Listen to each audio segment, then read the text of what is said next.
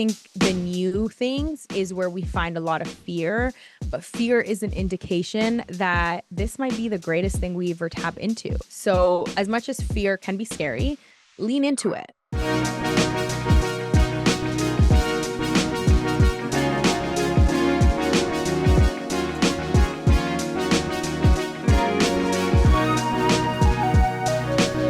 Welcome back to An Entrepreneur's Vibes, the podcast that gives insight into the minds of visionary entrepreneurs and business leaders.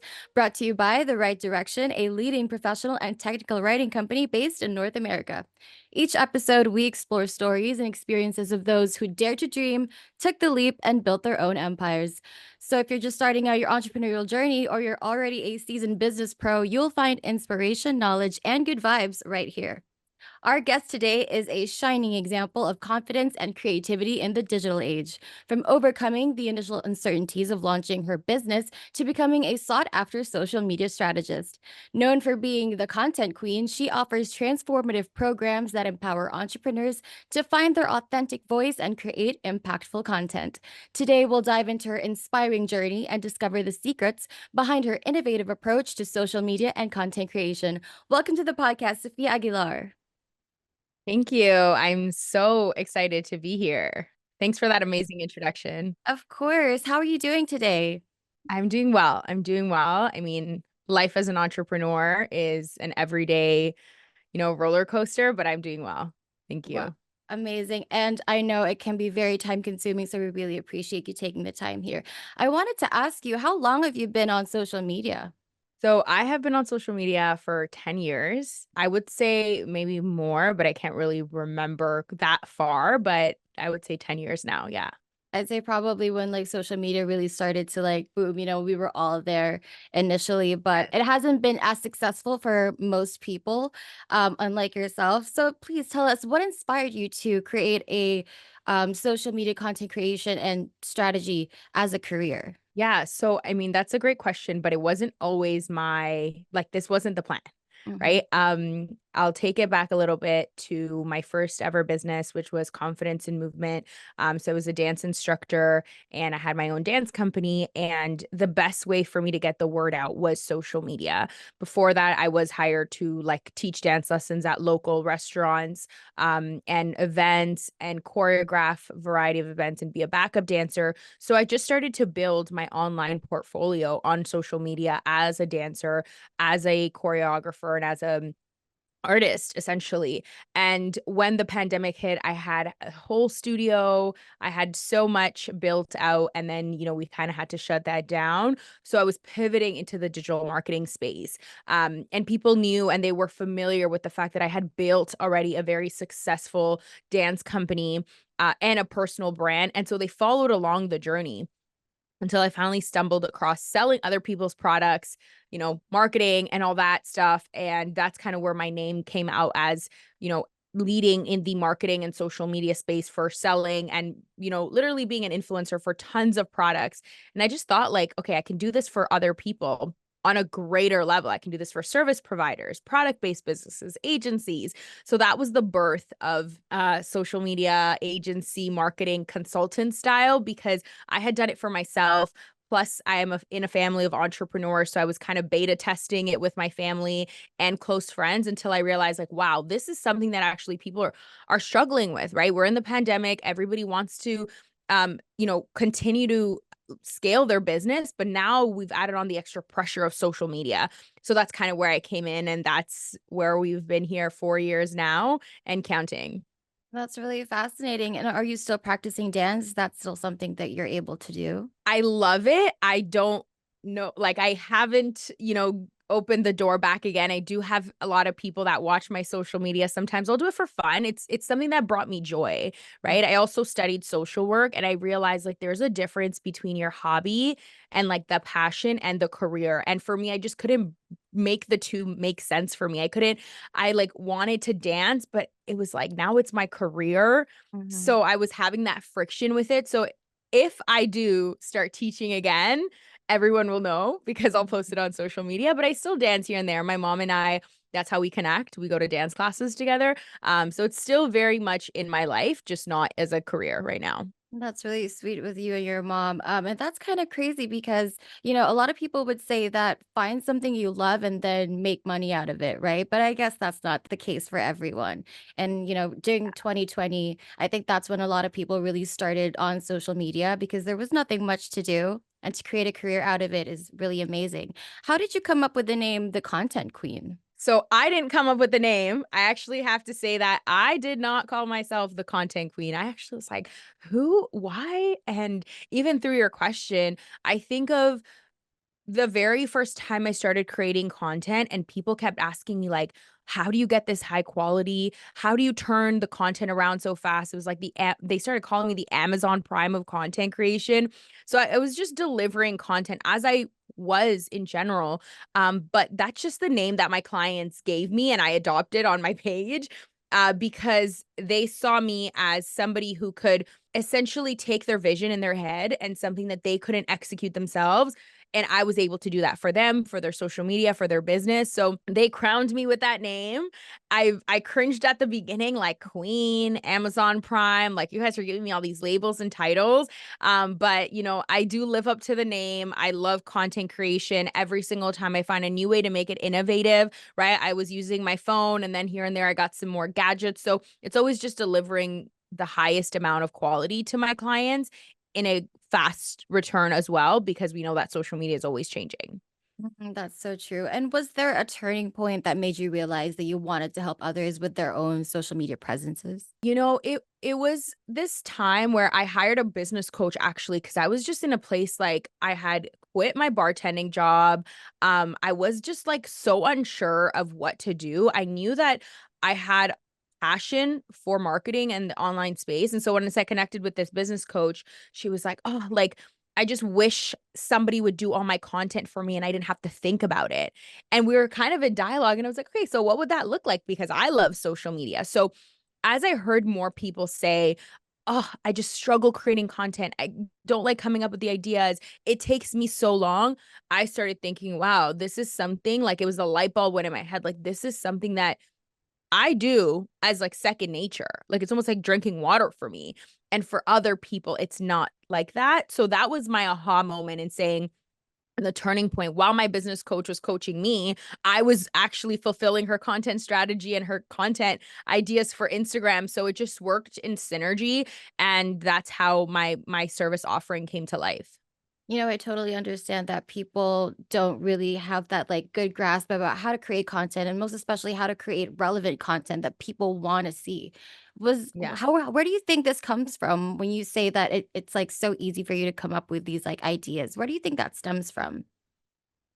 Okay, so I don't have a good memory. So, or, you know, I do struggle with memory. I tend to have short-term memory, and this has been like for as long as I could remember, which is not for a long time. Like, like no pun intended. And so when I was younger, even just my whole life, I've been documenting. I love taking videos of everything.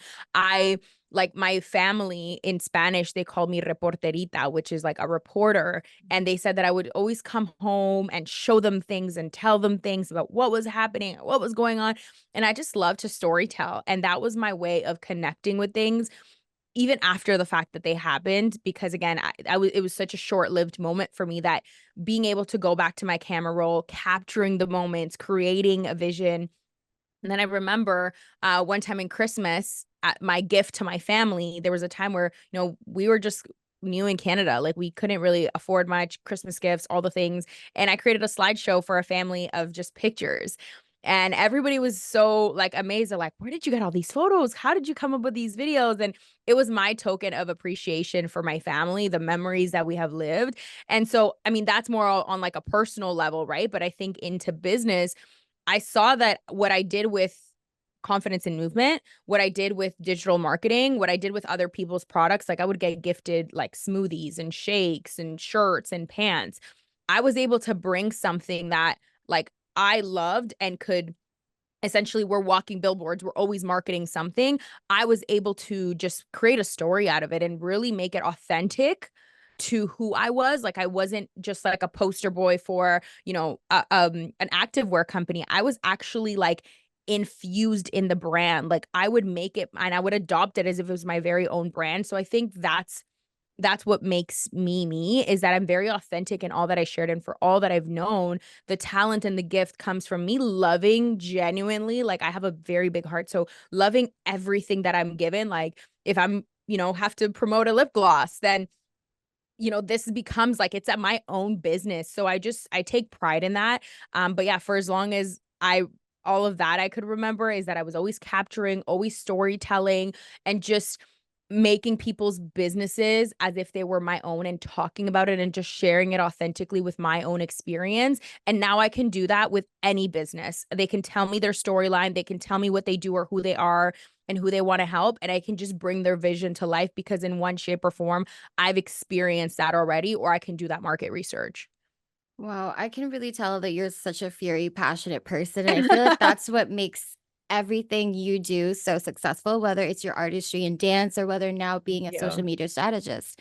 But where do you get, you think, the motivation? And when you were starting your journey to entrepreneurship, what did that look like? And what kept you motivating to create like a real business out of social media? So motivation is something that goes up and down for me. There are days and there are weeks, and currently, I'm very open and transparent about it. Mentally, sometimes we just don't feel like it, and we feel like we've really reached the end of the road when it comes to passion and inspiration. And so, I actually became Christian, and like most of my business journey has been very much leaning on my faith.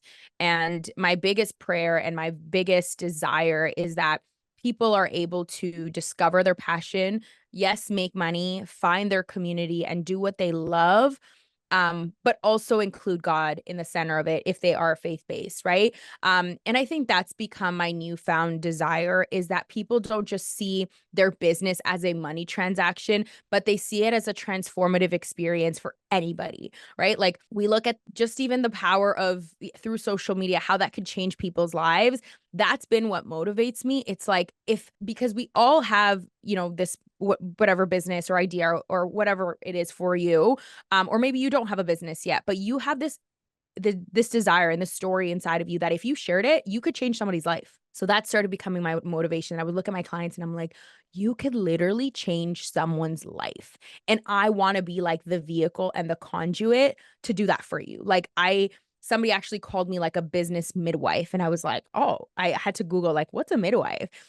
And then, the concept became so interesting for me because I love birthing these desires into my clients. And so on those hard days and on those days where I'm like, I have no motivation, I don't have inspiration, I think about the people that we're doing a disservice to by not sharing the business, the opportunity, the service, the product, or even just that like little idea that you think. But for me, when it came to entrepreneurship, I think my desire was like to not relive the same thing that my family did. So we came from Colombia. We didn't have a lot. My family deals with so many different struggles, from my mom having an autoimmune, to my parents being separated, to just like a whole life of things. I just said, when I come here and knowing that I have this opportunity in this country, I want freedom. I want the opportunity to give my mom the life she desires because she brought us to Canada. I want to be able to, yes, have the freedom, have the money, and have the fun, but have joy in my life. And I think that was my inspiration to entrepreneurship. I did work as a bartender. And so I had the flexibility of money, but I didn't have joy. Right. I didn't really have freedom because I was working like a slave to make all this money. And then what? Right. So this desire as an entrepreneur is like, I can make an impact in a larger scope to so many people, my family, the community, and then also just talking about Jesus everywhere I go. So yeah. Wow, that's beautiful. And when you're talking to these people and giving them that advice about, like earlier, you said you might change someone's life just by telling your story. Not everyone, I feel like, has that innate confidence in themselves to share their story. And I'm sure you talk to a lot of your clients and tell them the importance of storytelling. So, how do you tell them and how do you advise them to go about sharing their own, journey? Like sometimes it could be very overwhelming to be vulnerable, especially on the internet. So, what do you usually tell your clients about storytelling? So I tell them to talk to like, usually again, like, we go through different phases of how we work with clients, but when I'm talking to them, they tell me everything.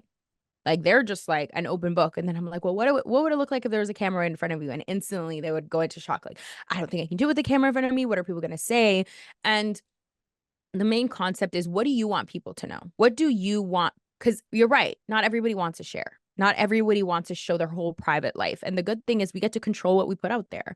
Right. And so I have lots of clients that even say like, well, I don't have a story to tell. Like I've gone to school, gotten a job, worked my whole life, and now I'm an entrepreneur. Like that's my story. And I'm like, exactly, that's your story. And I think we make more out of it than it really is. Like it's just like us having a conversation.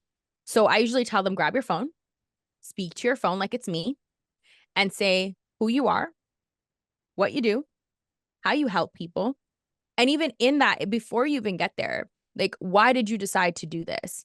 And as soon as I can get them to tell me their like passion or their why, whether it's their kids or their family, it just lights them on fire.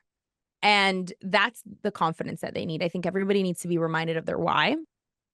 And once they're connected to that why, and it gives them the confidence to do it. And you're going to do it. And I always tell them, do it scared. Do it scared, try it out. What's the worst thing that could happen, right? The worst thing that could happen is it's out on the internet. The best thing that could happen is people resonate with it. You build your community, you can make money from it, and you begin to impact on a larger level. So I was just tell them like, what's the worst case scenario? People don't watch it. Okay, great. Even better. Nobody watches it, right? But if they do, that possibility is what I remind them about.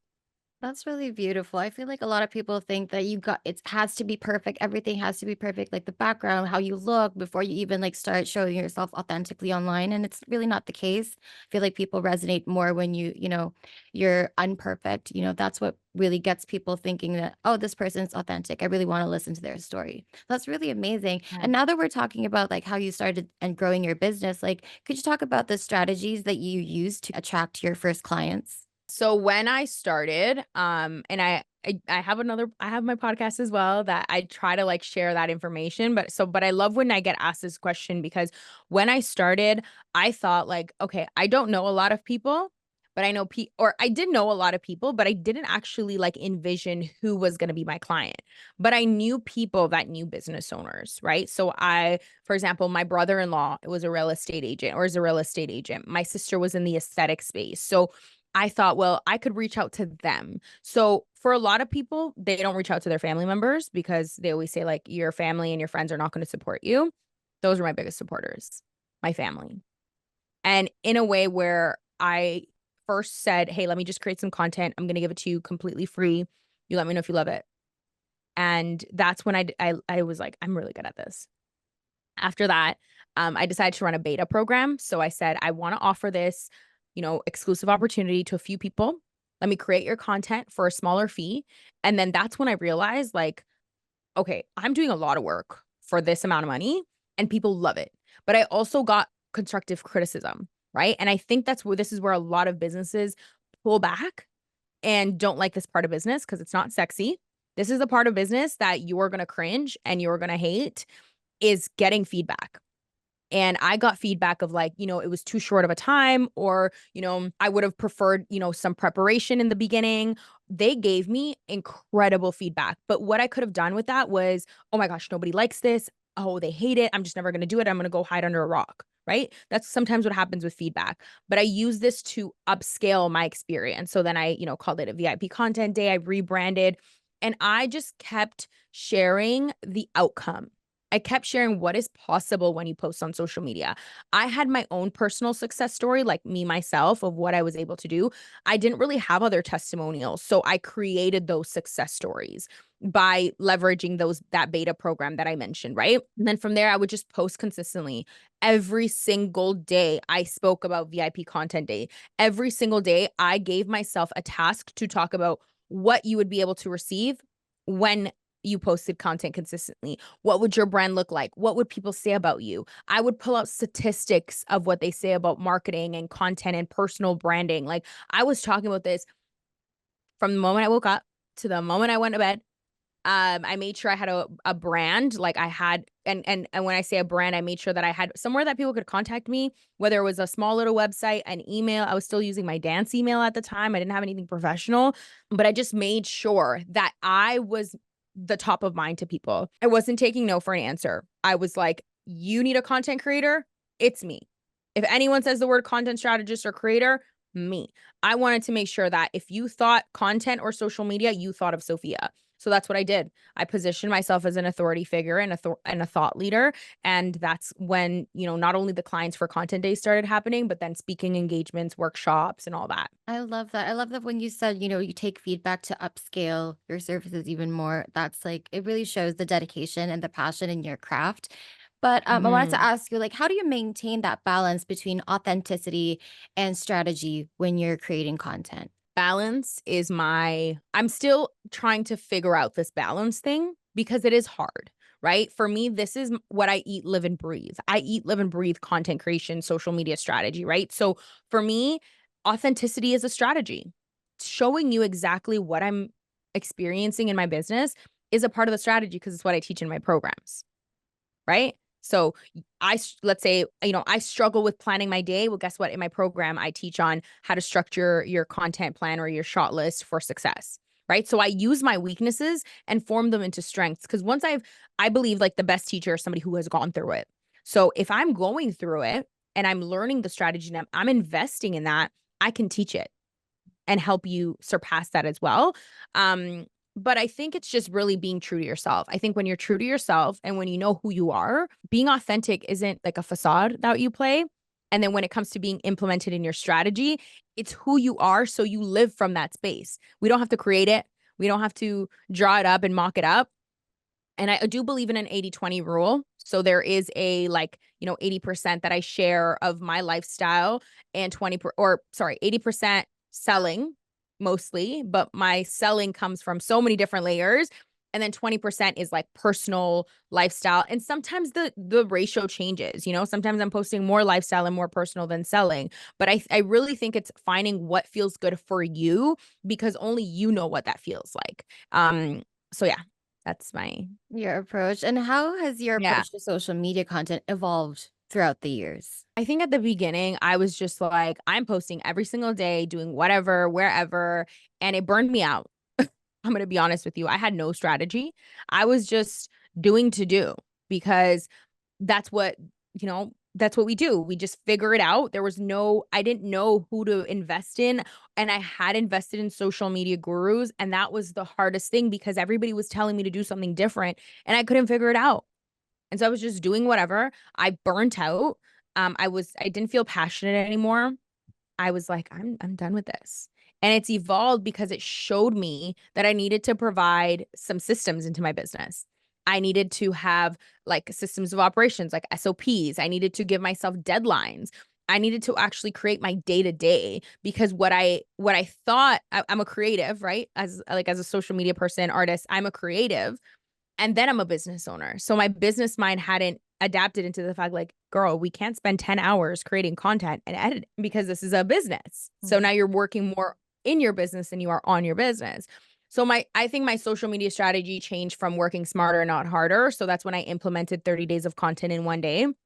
I did it for myself, creating a month worth of content in 5 hours and really being able to execute that at a high level. So for the rest of the 29 days, I could focus on working on the business, talking to people, sales calls, and all that. So I really try to streamline it to say, create and edit and film in one day, and then do everything else that you're good at with, working client strategies and all that. So my social media is taken care of, and then I can serve my clients. I think that's when people find it hardest when you are naturally artistic and you are creative, but you have to treat content creation as a business because that's what it is.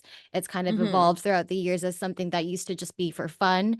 And now, people actually make money out of it. So I think that's like, the pivot for you and, finding your success was really treating content creation as a business. And for aspiring content creators out there, do you think it's important to find a niche in social media? Like, or how can one find their niche if that is important? I think you have to ask yourself what you love to do. And I know this is kind of like contrary to what I was saying that, I had a hobby and I had a passion, but Content creation becomes hard once you're not aligned with the content that you're creating or the business that you're creating it for. So when I think of niching down, I think of getting clear with the people you love to work with and the people that you don't, because there are clients that I don't take on simply because I can get behind their mission and their vision. I can't get behind the product or the strategy, right? And that's not to say, their business isn't good. It just means that I can refer somebody who works in that space. People know me as somebody who can work with service providers, product-based businesses, events and services and corporate. But we do consultations to say, are you a good fit? And, doing those will then you can understand, hey, fitness is my niche. I help fitness trainers create high quality content, or I help coaches, or I help consultants, or I help only product based, right? Because I think you have an eye for specific things. I have an eye for like really fast movements and coaching and talking and like that kind of style because I do it, right? But if you put me, and I will be straight up honest, I can do the strategy for the marketing strategy for a product company. But when it comes to the content, I hire one of our content creators to create the content for a product-based business because it's not my specialty. And I think knowing what you're good at and knowing what you are not, and if you're good at everything, then what do you enjoy doing the most? What lights you up? Because when we feel good, we produce great work. And I think that also shows because you're so virtually there and people can actually see if you're like passionate about something. Mm-hmm. I'm really admired, like, when you said if you don't align with like a company's mission or their values, then you're not going to take them on as a client. I think that's really respectable because a lot of people just, there are some people out there who would just like take it for the money and, show a product even though it's not Yeah. really in alignment with what they do, who they are. So I think that's really great And advice. I've done that. And I'll be super honest. I've done that. At the beginning, I took every client and every single client. And can I tell you that it was like, I could tell the difference of the clients I love to work with, or that I was even good at working with them because there was never any hiccups. And if there were, super easy resolved. And then those that, we weren't really aligned and I knew it from the get-go, it was just so hard. It felt so hard. And I would come home and I would complain. I would be exhausted. I would be bitter. And then that started becoming my sign, like, Sophia, like, what is it? Is it the actual business, or is it that you just need to set boundaries? And I think is that I didn't know that, right? Because we all need money.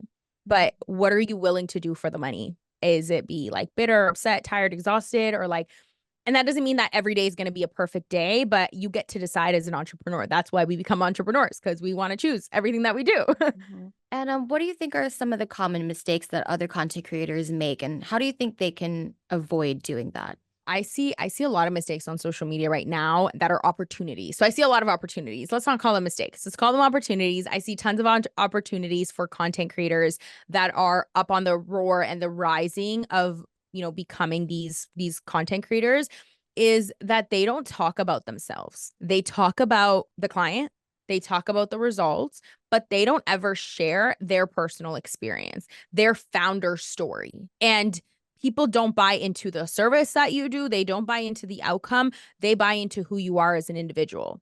And so I think that's one opportunity. I think the second one is that thinking that they need better equipment to deliver high quality results, they just need a streamlined workflow. Yes, equipment will get you far, but you can buy all of the equipment and still have poor quality content and strategy because you didn't focus on the workflow. So I think we think quality, but it's really, the quality is great when it comes to the content, like visuals, but that could be greatly affected if you're not editing correctly, if you don't have like a proper shot list, a plan of execution. So I really look at it from such a holistic space of like, you have to literally plan from the moment you connect with the client.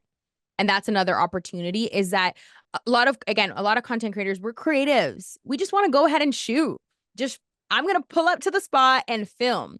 But this is a business, which means your clients want to have intel. They want to have, what happens on this day. They want to have systems. They want to receive emails. They want to be in the loop of the client journey. And because we're creatives, we don't really think about that. We think about the visuals and the outcome and the film and the cinematography. But there's invoices that need to be sent. There's calendar dates that need to be planned. There's documents that need to be sent for preparation for the client. So that's another opportunity. And then lastly, that they're not investing in themselves and in their learning. I have to say and I have screenshots to show that I've invested over $50,000 in training myself, whether it was courses, mentors, events, networking opportunities, and you name it, even equipment, right? I've done it all because I believe that if I invest in myself, others will be willing to invest in me. Also, that gives me an opportunity to tap into a higher level each time. So I make sure that I'm well versed, right? I've been in the rooms. Like have those conversations, which lead me to having a better, like helping my clients feel more comfortable, right? I think that that's another thing as a content creator. We focus a lot on the visuals, but not on the client relationships. Client relationship is key. That's how you're going to maintain a retainer client. That's how you're going to get referrals. So, yeah, that was a long spiel, but it's really about investing in yourself in all capacity, getting into the rooms, networking, building systems. Yeah, I think I said it all. And since we're talking about investing in yourself and the importance of having a workflow and a plan, do you have any tools or resources that you would recommend for someone who's looking to improve their social media presence? I mean, little plug, I will be launching my Content Creator Academy soon. So that will be your all-in-one resource and hub as an aspiring content creator, as an agency to do that. But for me, I think my biggest, look at events near you, look for opportunities near you. Google, events in Toronto, events near me, events this weekend, because chances are, if you don't have any clients right now, you head into that room and you meet people, you now have a potential of 10, 20 clients. So that's a resource. Google. When it comes to social media strategy, I always say follow those who inspire you and ask questions, right? We're on social media. This is a social platform. And I find that I actually don't have a lot of people reaching out to me for advice as much as I do when I am in person at an event. People are like, "Oh, I've been wanting to message you, but I just don't because I'm scared. But now I can reach out to you because you're in person." Reach out to your fellow creators. I reach out to people that I'm inspired by. And I say, like, hey, I saw this video. Can you support me in this? Or, can I just ask you a quick question?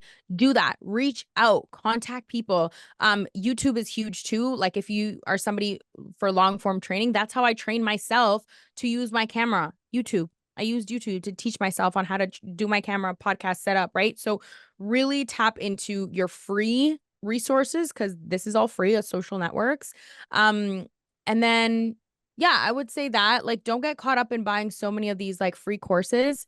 I did that, getting all these freebies, the $5, the $7, and those are great.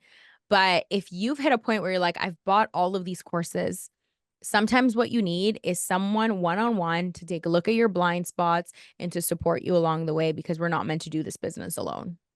And since we're already talking about it, could you tell us more about the Creator Academy and what the participants can expect from it? Yeah, so I mean, it's in the works, and every time I just add more and more and more. I was supposed to launch it already, but I just really want to package this Content Creator Academy. Think about it as your graduate certificate bachelor program for creators. You go to school for marketing, business, and you really walk out with a bunch of books and papers, but not a lot of hands-on experience. So this is my opportunity to really level up the creator who's looking for the business support. So building your offer, pricing, how do you charge? What are the different tiers of charging? And then really being able to turn it into an offer. Some people are just like, oh yeah, like I do film one video. No, because that's not sustainable. So building a sustainable business down to invoicing, contracts. We'll have guest experts on sales, experts on automations, building out those campaigns, website portfolio design, all the things. And then also having a community. I really believe that one of the things that would have accelerated my growth in the very beginning stages was having a community and accountability. A lot of us start, but we don't finish. And when I was halfway into my business, I joined a community that held me accountable, that helped me show up. We were engaging. And that actually is what accelerated my business, was having that community. So there will be a community, there will be live calls with me. And so it's a hybrid program, live and online, and I'll be having exclusive meetup opportunities. So where we can do events, we can do, just hangouts, lunches, retreat style. So it will be like an all-in-one for content creators. And even if you are, let's say an agency or a corporation who has a social media manager on your team, they need to be a part of the academy because that's going to sharpen their skills to support you as a business. So it's kind of that like designed for social media managers, aspiring social media managers, those people that want to level up their portfolio, and then corporations that want to invest in their staff of social media individuals to help them show up better for their business too. If they don't have the opportunity to hire somebody like me, those individuals can learn directly from me and add in those skill sets in there. And then other things, that I didn't mention, obviously editing, filming, capturing the shots, building a content calendar, making sure your clients are happy, just like those things that you don't learn and you're just missing out on. So yeah, the Content Creator Academy, when it's done and launched and ready to come out, you will definitely be the first to hear. And I'm sure that you guys can, provide it to a lot of your community members. But this is really my dream, is to equip those who, I was once there and I didn't have the support. So I want to be able to do this back for them. That's really exciting. And we'll have all the links on your website in our description Yeah. so people know where to find you. But what about the 30 days of content that you were talking about earlier? What is that Mhm. masterclass about? How did you create and what was that? What was the inspiration behind creating that masterclass? Yeah. So our signature offer, our signature program is called the VIP Content Day, which is 30 days of content in one day. So this is where my clients hire myself and the team to create 30 days of content for them in one day. It's a full done for you model. Our clients show up, they get filmed, we edit, we do the whole thing from start to finish: strategy, scripting, filming, editing, um, and even sometimes posting. Now, we understand that not everybody can pay a high ticket, although it's not super expensive. It comes down to maybe like $50 a video once everything's said and done. But I know that there's not a lot of people that can do the done for you. So when we created the masterclass, I thought, okay, if people can't hire us to do it all, can I teach them to come up with the 30 days of content on their own, to film it on their own? Because I understand, right? Our economy, small business, all the things, I still wanted to be able to give those an opportunity to learn from me and my framework.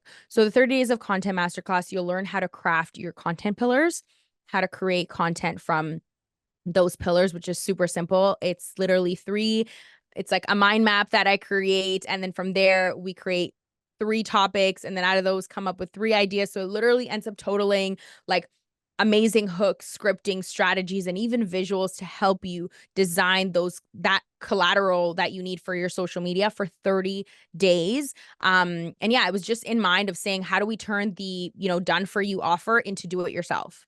And obviously, it's not the same as if you were to do it yourself. You still have to do the scripting, come up with the content, film it all, edit it all. But, it's much better than you not having any resources and just watching me kind of do these VIP content days for clients for a high ticket. Now you're able to do it for a low ticket. That's really great. I mean, when you talk about the filming process, so you film them one day and then basically you create a month's worth of content from just that one filming day. Yes. Yeah. So we get them to be in multiple outfits. We provide the strategy for, what hooks they're going to use. A lot of our clients either have a launch coming up or they have something that they want to share. So we'll break down the content pillars of that. And then we give them a whole raw content drive because I really believe in having lots of content to pull from. I mean, we always go above and beyond for our clients. So even beyond like 30 days of content, you'll definitely have more to choose from.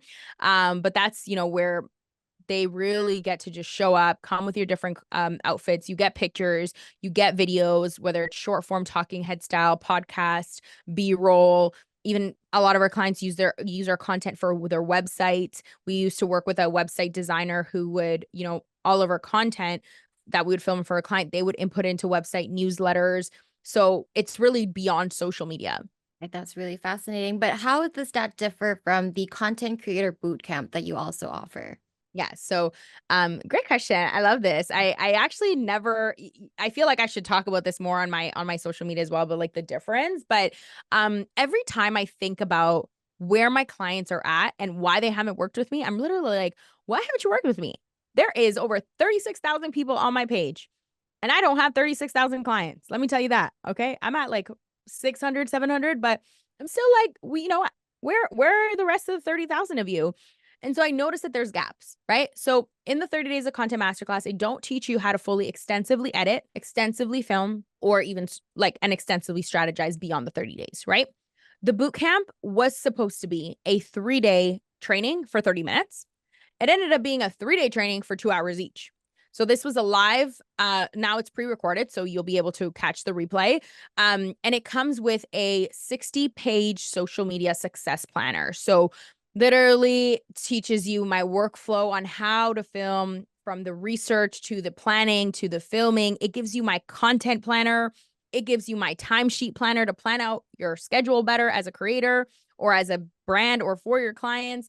I have a shot list in there. I have like, it is a boot camp. It is designed to take you through like as if you were doing push-up squats and all the things, that but content creation style. So filming, editing. I go through a challenge of prompts there as well. So I actually in live time, I'm telling you, do this, do this, do this, because we have such a long time together. You're really able to walk through each phase that I'm teaching you, and we do it live together. There's also a Q&A, and then you get the PDF workbook as well. And then on the VIP one, so there's a 2-day and then there's the 3-day one.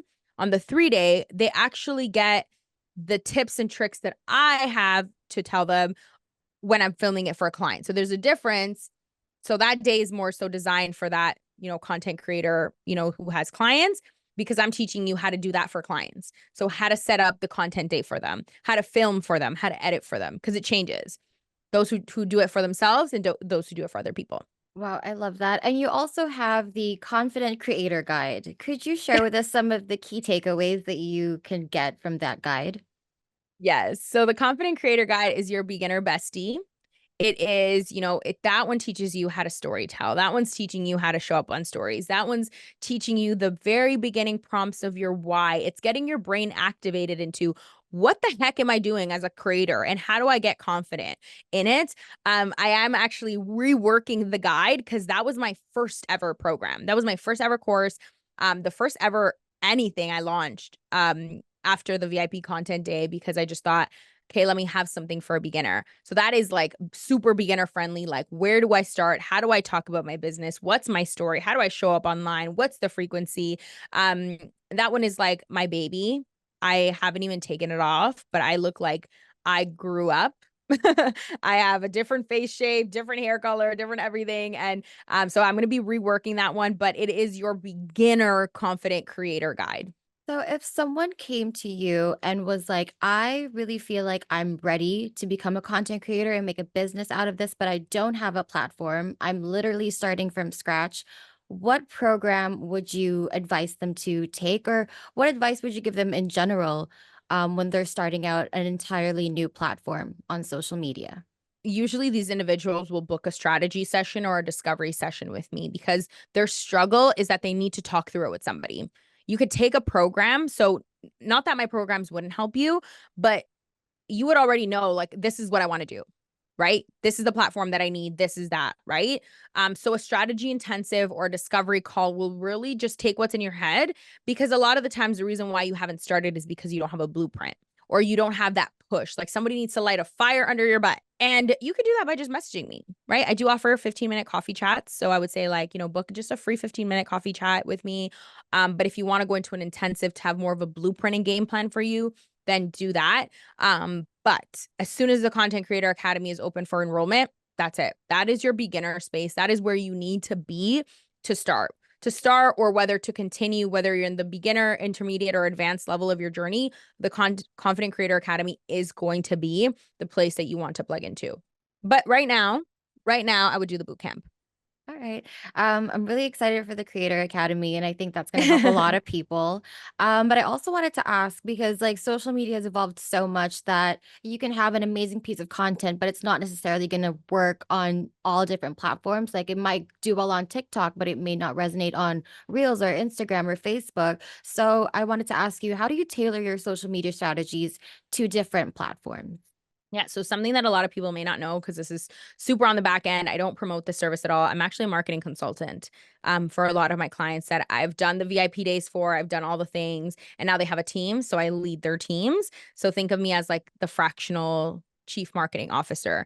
And that's my job, to really show them that what you post on TikTok and what you post on Instagram and what you post on YouTube, email lists, LinkedIn, X, Threads cannot have the same strategy. So I really go through a market analysis of each platform and language. Messaging is everything. Okay. So we have to look at the platforms that are being utilized by different generations and how could we get the most out of our messaging. So on Instagram, I may be more straightforward. My tonality is very like authentic. Here's me. You see a video of me. And then Threads, I can be more agitated and fierce. And then LinkedIn, I'm a little bit more professional, but still the same piece of content. We're just tailoring it with a different message to speak to an audience. So I really just I kind of create like a master document for my clients, and we do client avatars to really understand who are our ideal clients on which platform and what is the messaging and the wording, the tonality that we're going to use. And how do you measure the success of these social media strategies? So it depends on how you measure success, right? For me, when I first started, my measure was how many people was I having conversations with every day, because I knew that a conversation was a message away from a signed contract. And so for some people, it's maybe you're starting your platform at zero engagement or visibility, just pumping out content, right? For some people, it's link clicks. I always say, like, are people clicking your links? Are people visiting your profile? Your followers are a reflection of how many people want to receive more value from you. So as your following goes up, it's about how many lives you're impacting and how many people are being impacted by your content as well, and how much reach. I look at stories. Stories are huge. The sticker engagement, how many people you have watching your stories. And then obviously we all want to make money on social media. That is no, no surprise. But if you have missing gaps of like automations, right? Let's say you have 10 people DMing you and you don't get back to them. So you have the DMs, but you don't have the conversion because you're not having the conversation. So I like to identify those gaps with my clients before we even give a measurable, like, is it 10K? I've had clients that had 50K launches in 48 hours with our strategies and with our content, but they also had their systems in place. So it's really about everyone's individual approach and also their game plan that can tie it in together. Because yeah, you can have great content. The messaging, it's going to temp it down. You can have great messaging, you can have great content, but if you don't have a system in place to message them and DM them and communicate with them and get them to go to your sales page or all that, then we're missing out on the sale. So it's not just as important as putting the content out there. There has to be like a follow through. Like you have to keep that like connection with them to, hone in some clients. But could you discuss the importance of consistency in social media posting? So consistency is one of those things that I always tell my clients, like, you need to be consistently consistent, not consistently inconsistent. Consistently and consistency looks like I post once a week, every week. So you're inconsistent for 6 days, but then you show up once a week. You're posting and ghosting, right? So what kind of consistency are you? And a consistency that doesn't burn you out could be 3 to 4 days a week. You're posting reels, a carousel, and a feed post. Stories 3 to 4 times a day.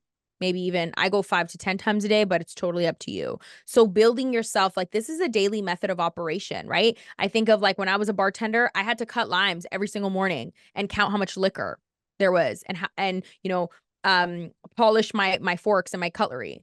That was my daily method of operations. As in social media for this business, our daily method of operations is film some stories, post some content, create some content, and follow up with your clients. So add that into your daily method of operations to be consistent. Have 3 to 4 posts coming out. And that's better than having 7. If 7 posts is not feasible for you or doable, don't do that, because then you're going to post 7 days for 1 week and then you're not going to post for the rest of the month. And then you're just gone from Instagram, right? So if 3 to 4 posts a week is sustainable for you every single week, then I prefer you doing that, because then your community is able to see you consistently. And what do you say to your clients who feel stuck in their social media efforts? I would say it's an indication that we need to try something different, because what's gotten you here is not what's going to get you to the next place. Maybe, talking head videos got you here, but the next level needs to be, we do talking head videos and B-roll. So be willing to give it a try. Um, It is okay to get stuck. We all get stuck. I have gotten stuck. And I love when people blame things on the algorithm, but then they don't have a solution. So, yes, we can blame it on the fact that, Instagram is only putting these videos out on the For You page and all that. So then what are we going to do about it? So I really say, like, what can we do? Like, let's work together. Can we film some talking head videos? Great. Let's do that and change up the strategy. Can we add in some trends, right? Like, what can we really revisit? How can we bring on the community? And a lot of the times it's just assessing the language and the messaging that we have on our content. And could you give us some advice on ways to repurpose content to maximize reach and impact? Yeah. So, for example, let's say if you have a content idea like how I create 30 days of content in one day, right? I'll just give you my example. I can repurpose that into a reel and teach you how to do it. I could also create a carousel and make you swipe and learn how to do it. I could also create an article on LinkedIn and teach people how to do it and put that into a newsletter. I could also create a B-roll video of me setting up my tripod and adding text on screen. So one idea can give you 10 pieces of content.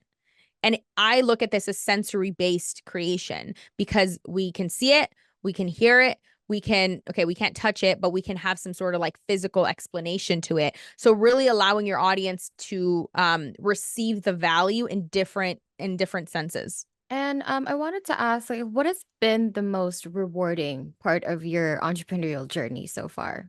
So one, since I actually became Christian, um, life is hard, right? Entrepreneurship is hard, business is hard.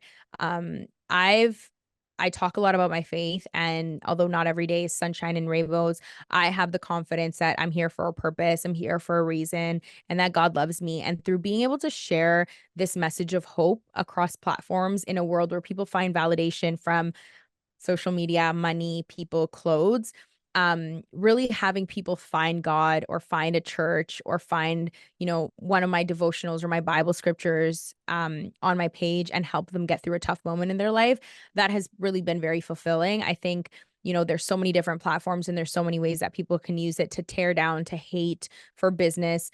So one of my biggest joys is using my platform as an entrepreneur to accelerate what God is doing on this earth. And then the second one, I would say seeing the evolution of myself and of my clients, how we started, where we are, like a lot of people look back at their story and sometimes it's like, wow, how do I even get here? And I think that's one thing for me is like, how did I go from being an immigrant and not really speaking English, and now I speak Spanish, French, and English. Not really wanting to go to school. I didn't have the best grades, couldn't keep the best memory, couldn't keep up with anything, to be honest, to graduating college, now having a business. And I also have traveled the world for a lot of my clients. So my joy is traveling the world. And so the fact that I get to do that and meet people and create content for them is literally like the best thing that anyone could ask for, and that's a great accomplishment that I've been able to have. I would say the third thing is a client telling me that because they were able to stop focusing on their business, on their content creation that was giving them so much stress, they were able to focus on growing their family. And I think that this shows me that content creation is bigger than just filming a video. It's giving you the freedom, and hiring me is more than just me filming videos and providing a strategy. It's giving you the freedom to do the things that you desire, not just in business, but growing your family, not just in making money, but in being able to travel and take a week off social media and not have to focus on it because our team is taking care of it, right? So it's beyond that for me. It's about impact. That's what really fulfills me, and that's been the biggest joy of being an entrepreneur. Oh, that's really beautiful. Thank you for sharing that. And I wanted Mhm. to talk about like I think one other hindrance that people encounter when they're trying to be online and show up authentically online is being afraid of criticism and negative feedback. And earlier you were saying that you use feedback to empower yourself more. So I wanted to ask, like, how do you handle criticism or negative feedback on social media? And this is probably so cliche. We probably hear this so often, but any feedback is an indication that you're doing the right thing, right? Nobody that has ever done anything great has never experienced has like didn't experience any backlash for what they did. Because if you want to be an extraordinary person, you're going to do extraordinary things. And if you're going to be a great person, there's always going to be people that are trying to weigh you down. So I think that that's an indication that I'm like, I'm ruffling feathers, or I'm making, people have something to say because of what I'm doing.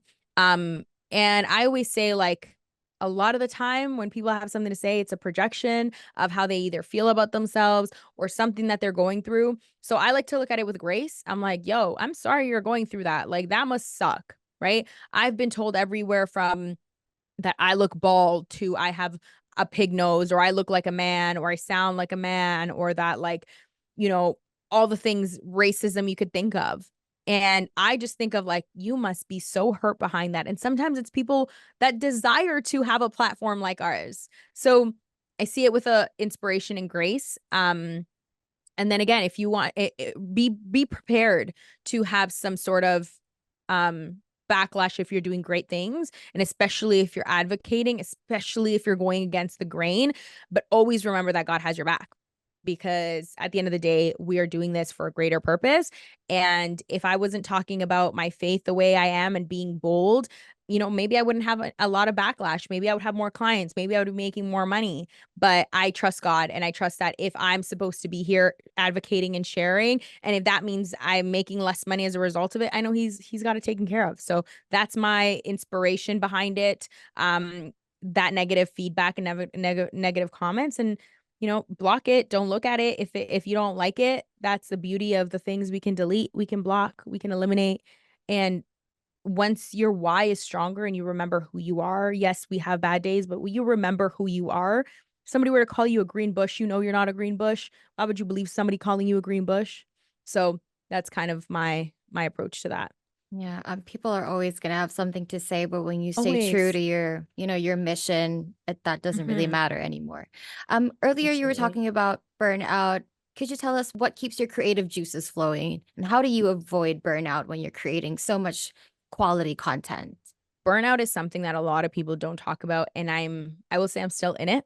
I'm still in this burnout of, it just feels so hard to create because my brain is in, like, there's blank. That's what burnout feels like. It feels blank. Mhm. And I just had to do things that brought me joy. I got offline. I got fully plugged out, and I was like, what is going to light me up again? I started taking walks. And that's the thing, is like, when we're in the creative space and all we're consuming is the digital space and the content and our clients, we lose sight of the world around us. And that's what I had to do. I had to get out of the digital space for a little bit, get back into my friend groups, get into my social life, go to my backyard and touch the grass with my bare feet, like little things. And build a boundary, right? Build a schedule around how I'm using social media, when I'm using it, who I'm talking to, because all those things burn us out. It's just having conversations that maybe don't need to be had. How much time am I consuming? And I'll say the biggest blessing was having a VA. Um, I was blessed with the best virtual assistant from this company called the Foreign Venture Group. And they found me like a dream come true assistant. So while I was like burnt out, not even wanting to touch emails, I had so many people emailing me. I had client content that I had to put out. My VA was like the CEO of the business for 2 weeks.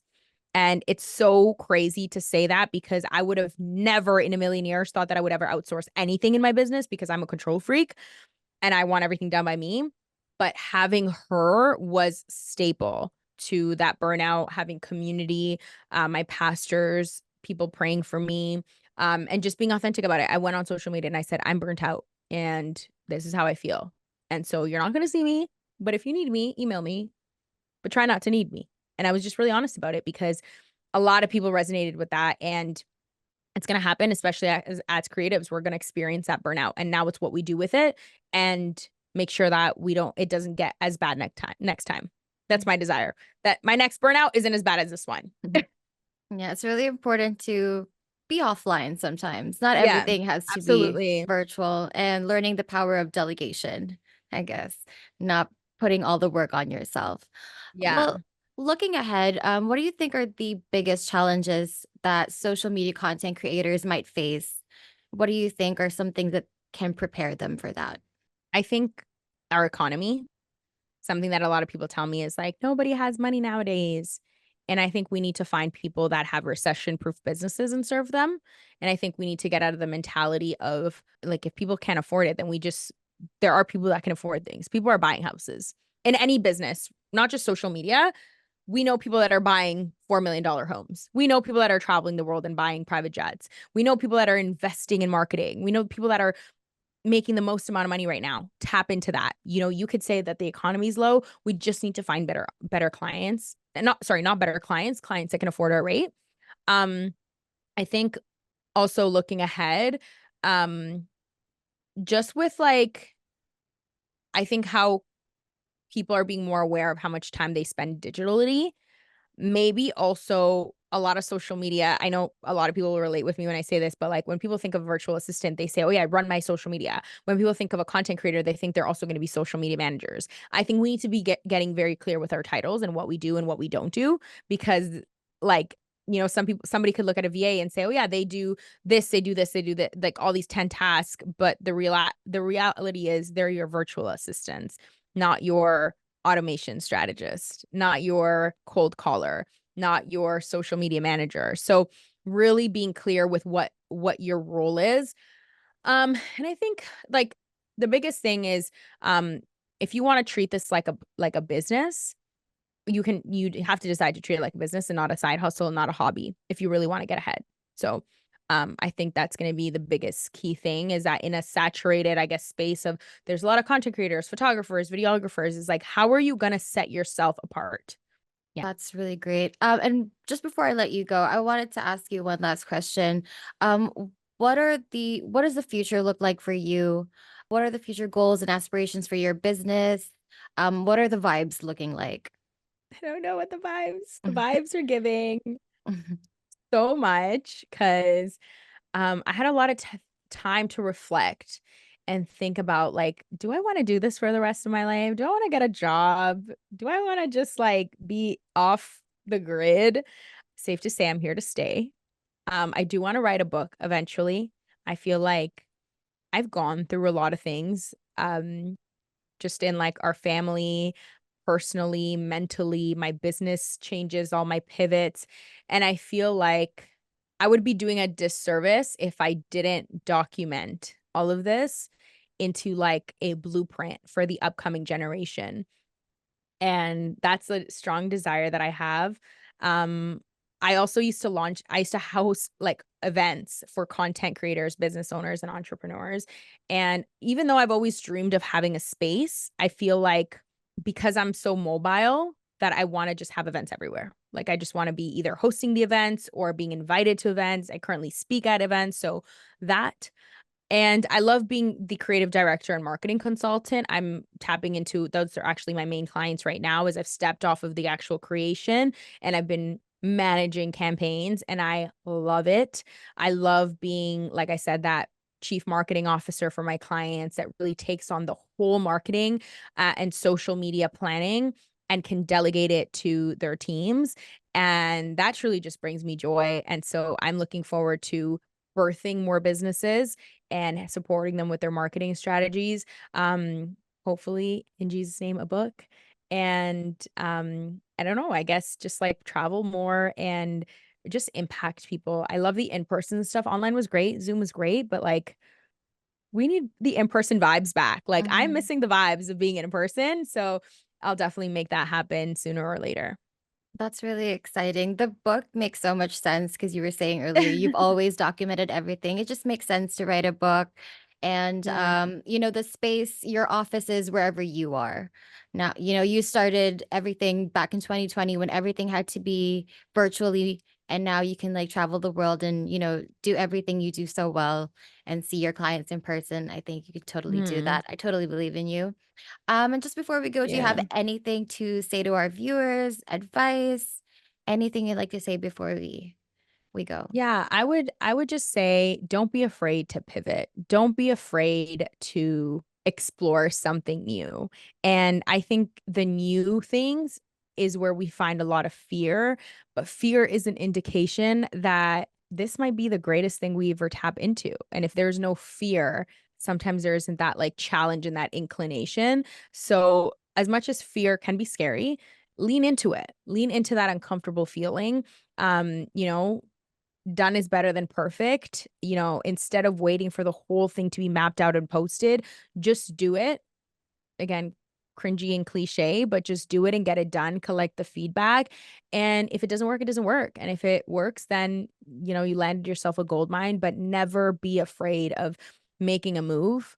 Because you never know, that step that you take might be the most uncomfortable step, but it will set you up for the next big thing. That might be the only step you have to take, right? So just keep going, stay encouraged, and keep following along. Thank you. Honestly, the biggest thing is just thank you. Thank you for being a part of the journey. Thank you. To you guys for having me on this incredible platform. I don't think I've ever shared this much about me. So thank you for just, you know, asking these incredible questions and serving people in the same way, in the way that you do. Cause I'm sure your services, which I have gotten a look at, but also just the platform that you provide to really inspire people. So thank you. Thank you so much, Sophia. I felt like a student in one of your master classes, and I'm definitely inspired. I'm sure everyone who's watching and listening to us will be just as inspired as what I was. Thank you so much for the Thank time, you. for gracing our podcast. And of course, thank you to our amazing listeners. This has been your host, Patricia. And remember, for all your professional, business, and technical writing needs, there's only one way to go, and that's with the right direction. See you guys. Thank you so much, Sophia.